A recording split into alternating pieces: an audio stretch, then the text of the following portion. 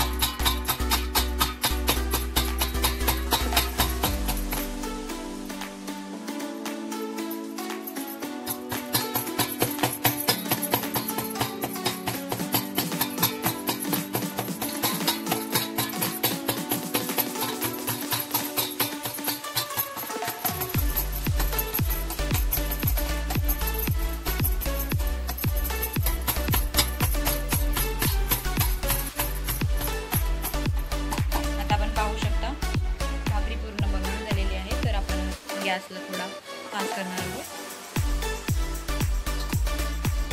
अलगदपणे आपण अशी भाकरी हातावरती घ्यायची, तुटण्याची शक्यता असू शकते।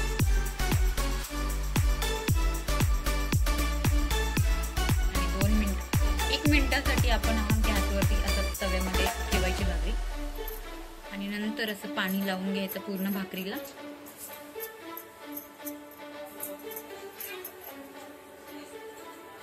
आणि लगेच आपण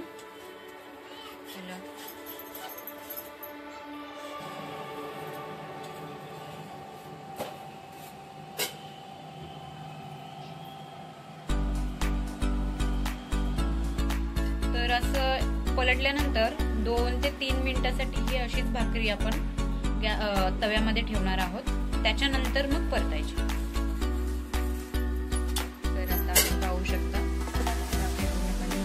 पाचच्या साईडून आता ही परत एकदा 1 ते 2 मिनिटापर्यंत अशीच ठेवायची।